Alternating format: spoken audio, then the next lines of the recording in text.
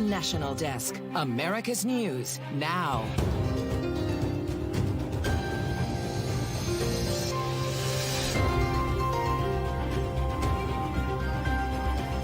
was a completely hyper-partisan speech. I don't know how else to describe it. It was a campaign speech and a pretty vitriolic one at that. What some say was a powerful State of the Union, others are calling a state of the race. Up next, reaction from lawmakers on Biden's big speech to the nation. And a very bad week for Boeing. Coming up, a look at the third mishap in just 5 days on a runway in Houston this morning, keeping the manufacturer under tough scrutiny. Then a complete solar eclipse is just a month away. Thousands are running out to purchase special glasses to see the rare event. Just ahead, the fraud alert you need to know about. This is the National Desk, America's News Now. I'm Amira David. Right now, more than 45 million Americans under flood alerts as severe weather threatens the southeast. Severe thunderstorms could impact states from Texas to Georgia, and the National Weather Service has now issued tornado watches over parts of Louisiana, Mississippi, and Alabama. Large hail and damaging winds also possible there and further west into Oklahoma. America's comeback is building the future of American possibilities, building an economy from the middle out and the bottom up, not the top down, investing in all America, in all Americans, to make sure everyone has a fair shot, and we leave no one behind. That was President Joe Biden last night during his 1 hour and 7-minute speech, the State of the Union address to the joint session of Congress. The president is in Philadelphia today on the campaign trail as he continues to take his vision for the country to the people in this very critical election year. And while the reactions from last night are still coming in, some lawmakers saw the speech as powerful. Others felt he went too far in making it political. I certainly thought he brought the energy and the passion. He laid a good path for where we're going in this country. He was in fighting form. I was really impressed. I mean, there's nothing sluggish about this president at this time. While predictably, that isn't what Republicans heard from the president. They wanted more of a reach across the aisle they believe didn't happen. Well, you know, I was expecting to go to a State of the Union address, and all of a sudden, a Democratic pep rally turned down. I mean, it's just, I thought he missed on all aspects of what he should have been talking about. The president was hoping to yell us into agreement, yelled at everybody in the chamber a lot tonight, and seemed to be detached from the reality that most of my constituents are living through. But one of President Biden's themes during his speech last night was regarding immigration and securing the southern border. It was also a part of the speech that received some pushback from his own party, while not getting much praise from the opposition either. National correspondent Kayla Gaskins explains. As President Biden made his way to the podium Thursday to give the State of the Union address, Representative Marjorie Taylor Greene handed him one of these pins, demanding he say the name, Laken Riley. I know how to say the name. Laken Riley. The 22-year-old was murdered in Georgia last month, allegedly by a migrant from Venezuela, her death turning into a symbol of the country's broken immigration system. When Biden addressed immigration Thursday evening, Greene continued to yell. Not really.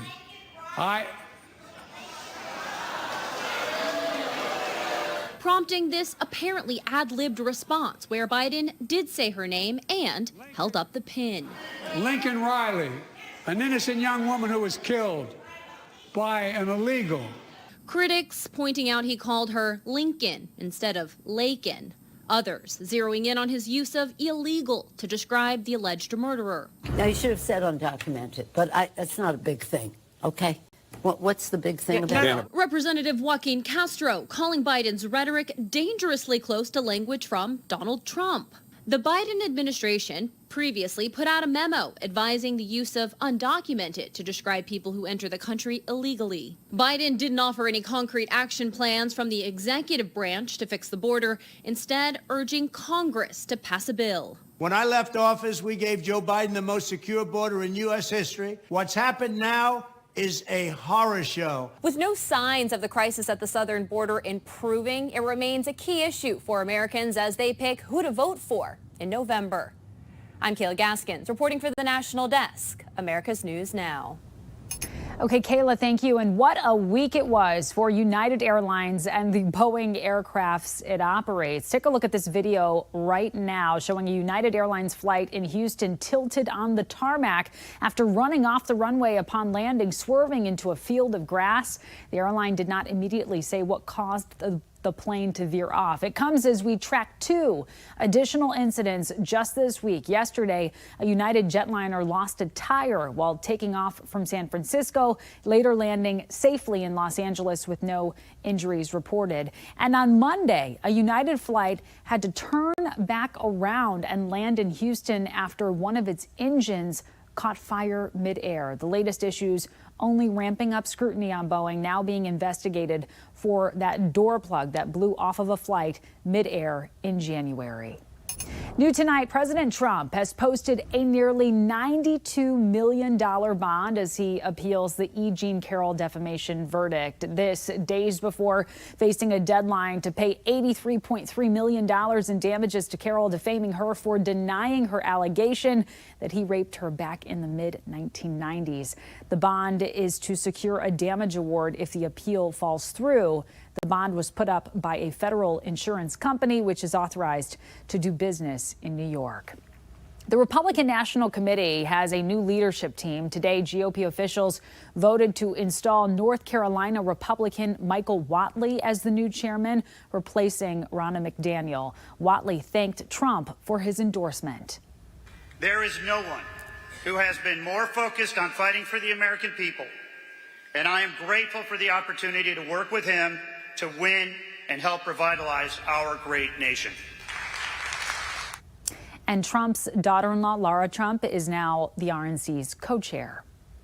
No Labels is moving forward with their plan to have a viable option to President Biden and Donald Trump. In a near unanimous vote, the third-party centrist political group voted in an online forum of about 800 delegates to find a unity presidential ticket for 2024. The group does not have specific candidates in mind yet. They hope to finalize a plan of how to select them by March 14th.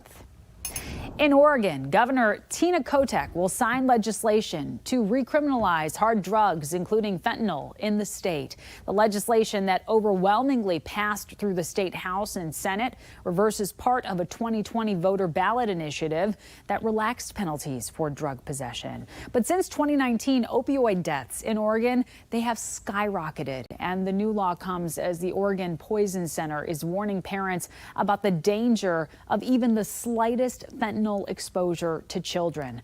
A warning parents nationwide need to listen to, as the National Desk's Emily Gersh explains. A child who ingests 3,000 or 4,000 micrograms of fentanyl is 50 times the dose that they should get, which is different from most other people. Oregon health officials are cautioning parents after an alarming number of young children were treated for fentanyl exposure at the Oregon Poison Center in 2023. 16 children under 6 years of age. A majority were toddlers. They say the total number of young children exposed to fentanyl statewide could be much higher. Here are the national numbers. In 2016, there were only 10 cases of children under 6 treated for fentanyl exposure nationwide. In 2020, there were 120 cases. In 2023, 539 children were treated. This is a 449% increase over 3 years. Health officials are urging people to keep all drugs out of the reach of children and consider getting a lockbox or lock bag for medication. They also say if you have opioids in your house, to get naloxone, a nasal spray that reverses opioid overdose. They say this is safe to use for children of all ages. I would not hesitate for a second to give the exact same dose to a child that you're giving an adult, or to use an adult naloxone kit. If the child's not breathing or is has lost consciousness, they need naloxone, and I would not hesitate for a second to give it. Microsoft says Russian hackers accessed some of its core systems in a cyber attack first revealed in January. Today, the tech company said in an SEC filing the breach was bigger and more serious than initially thought. Microsoft believes the hackers used data stolen from its email systems, but there was no evidence that customer-facing systems were targeted. Coming up, over 275,000 jobs were added last month. It's a strong showing, but how does it compare to previous months? Then, tens of thousands of baby swings are being recalled, why they may be dangerous for newborns. And later, an Ohio student prevented a potential school shooting by speaking up, how he knew he had to say something. We'll be right back.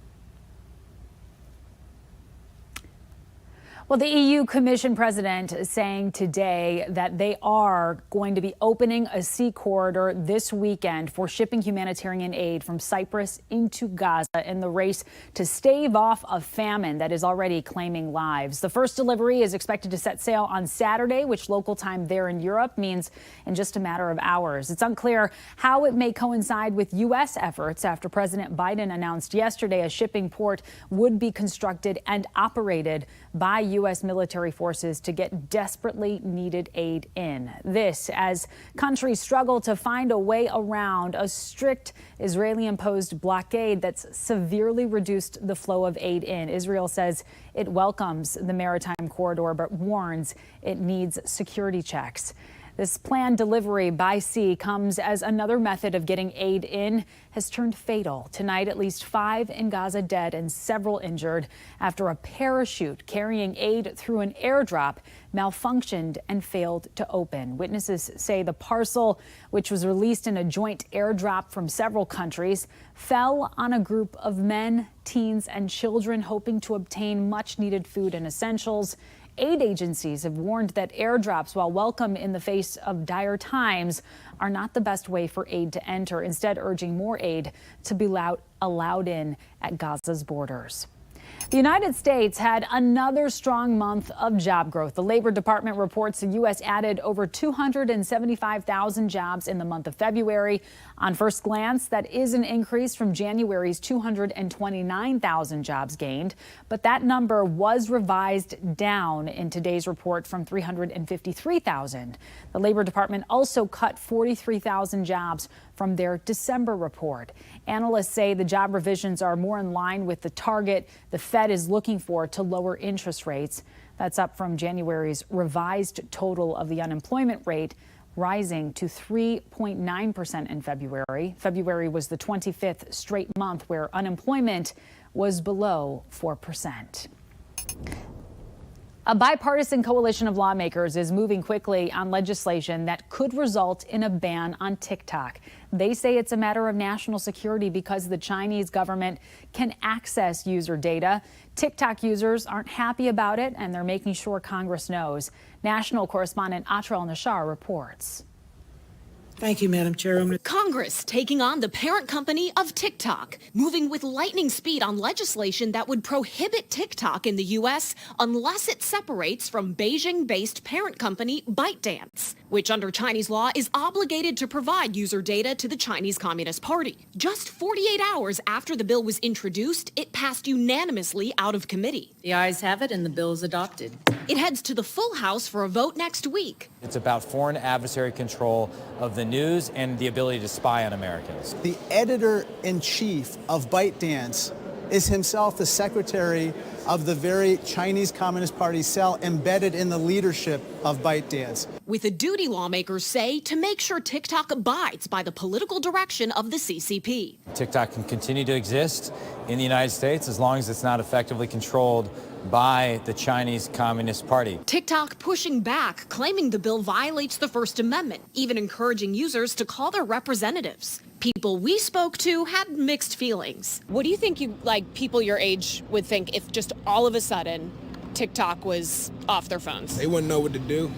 That's real. There's no need to get rid of it. I think that's overblown, but if it goes away, people will find somewhere else to post videos and hang out. A lot of kids will switch over to Instagram Reels. Would you be upset? Probably. China can access your data. Is that something that would bother you? Yes. Yeah. But you would be upset if TikTok was gone? I would. Mixed signals on this issue also in the presidential race. President Biden's campaign has a TikTok account, but his administration supports the legislation. As for former President Trump, he supported a TikTok ban when he was in office, but now defends the platform because he says he doesn't want a ban to benefit Facebook, a site he's long criticized. At this moment, it appears enough of Washington is on board with a ban. At the pace things are going, it could soon be a reality. On Capitol Hill, I'm Atrel Nashar for the National Desk, America's News Now. All right, Atra, thank you. And George Santo, he is back. The former U.S. congressman who was expelled in December after being charged with defrauding donors is running for the House again. Santos posted on X that he is challenging Republican Congressman Nick LaLotta, who represents a district on Long Island. Santos was at last night's State of the Union address as he still enjoys lifetime floor privileges. The Defense Department says it has found no evidence that past UFO sightings were extraterrestrial in nature. A congressionally mandated review out today looked at government investigations into these sightings. It said most of them were ordinary objects that were just misidentified. It also found no evidence of the government or companies possessing alien technology. Attention parents of newborns, the Jewel Baby Nova Swing is being recalled for violating the Consumer Product Safety Commission Safe Sleep Rule. The swing has an incline of more than 10 degrees, making it potentially unsafe if a baby falls asleep in it and could lead to suffocation. This affects more than 63,000 units sold across the country. The recall keeps the swing on the market, but the company will have to send out an update kit for free to modify that incline issue. New items sold will have a warning label.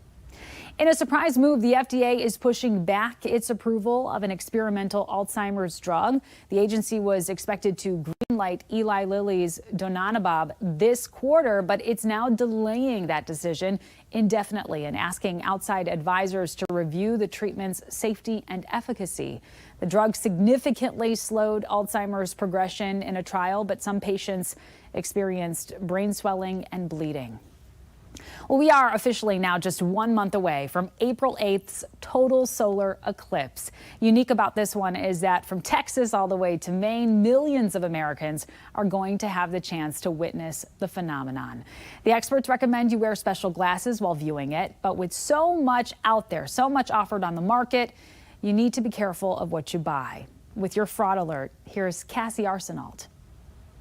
On April 8th, you may be one of the millions trying to catch a glimpse of the total solar eclipse. But if you don't want permanent or temporary eye damage, you better make sure that the sunglasses you're wearing are eclipse approved. Here's what to watch out for. It's important to remember that not all sunglasses are made the same. First and foremost, you should be making sure that the label on the sunglasses says ISO 12312 or UV 400. And high-end expensive brands like Oakley or Ray-Ban will most likely filter this UV light. But because a lot of us like the way they look, we'll go to third-party websites or marketplaces to try to get a better price or a deal. However, if you do this, there's a chance you could be swindled, even though these brands use marketplaces and third-party sellers to sell more of their product to a lot more consumers. Oftentimes, the retailer themselves don't inspect the third-party inventory offered by online marketplace sellers. To make the matter even worse, some online retailers actually commingle their own inventory with the third-party procured, potentially counterfeit inventory. As a result, even if you're taking utmost care to buy from an online retailer who operates an online marketplace, there's still a chance of buying a counterfeit pair of sunglasses that do not protect your eyes from UV light. And since we only have one pair of eyes, that's not a good chance to take. So what can you do to protect yourself? Go straight to the source. Go to a brick and mortar retailer and buy it in person. Carefully inspect these labels, whether it's the UV 400 label or a brand label. Make sure that you inspect it. And if it looks suspicious or something looks off, you can check with your optometrist. Next, if you have a UV light available to you, there's a little trick. You put a dollar bill behind the lens, shine the UV light on the lens, and if you can't see the security strip on the dollar bill, that means they're eclipse safe. And last but not least, you can go to the American Astrological Society's website. They have a list of eclipse-approved brands. Fighting fraud, I'm Cassie Arsenault. All right, Cassie, thank you. Coming up, the strong fumes passengers smelled on an Alaska Airlines flight, what it was, and where it was coming from, right after this.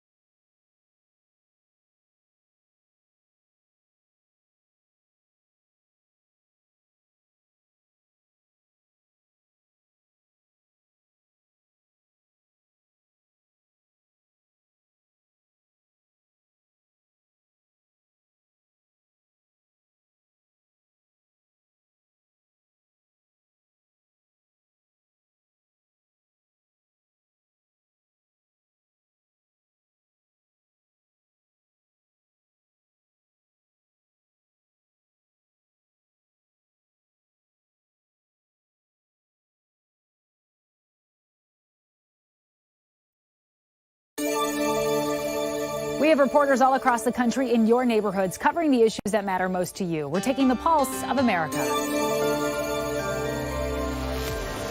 I knew that I had to speak out to prevent the shooting from happening. In February, Boone Swallen says a Marymount High School classmate told him about a plan to conduct a mass shooting at the school. Like, when I heard him talking, I knew that he was serious, and I knew he was not joking. So I just kind of knew right away that I need to tell people ASAP. Because he spoke up, Marymount police officers launched an investigation. Those officers say Boone may have prevented a tragedy. They arrested another Marymount student, a 14-year-old boy, and charged him with conspiracy to commit aggravated murder. A A Boeing 737-800 is back in the air now after being temporarily taken out of commission on Wednesday. It took off from PDX but turned around after passengers and crew smelled something burning. I asked for an interview with Alaska Airlines, and they sent over this statement instead about the incident, saying, quote, "We found a cabin air circulation fan that failed. We replaced the fan and air filters and complied with the maintenance manual. No further odors presented. The aircraft has been returned to service." Alaska Airlines customers today seemingly unfazed by the incident and tell me this won't deter them from flying with Alaska. 60 middle school students in Chico, California need backpacks, and the Salvation Army is calling on the community to help. They ask that the backpacks be a solid color. So far, 31 backpacks have been donated. We have a saying at the Salvation Army. It goes, need knows no season. I have full confidence that Chico will come through to help these children in need. Thank you for all the people that have taken time out of their schedule to stop by and bring a backpack already. And thank you in advance to those that will be doing so. On this International Women's Day, Miss Barbie herself celebrating 65 years of life. Coming up, how the toy brand is capitalizing on the holiday and cashing in on a major surge in popularity.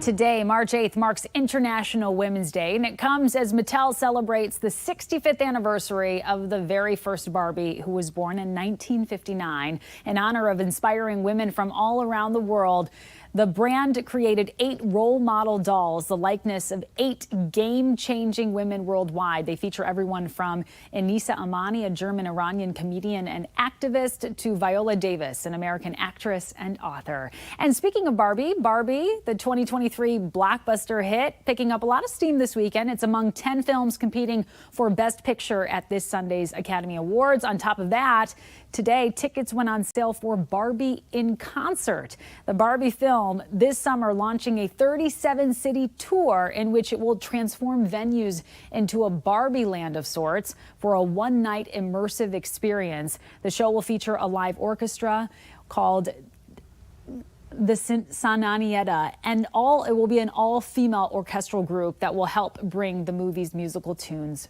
to life. Happy International Women's Day to all of you. That does it for this edition of the National Desk. I'm Amira David. Have a great weekend.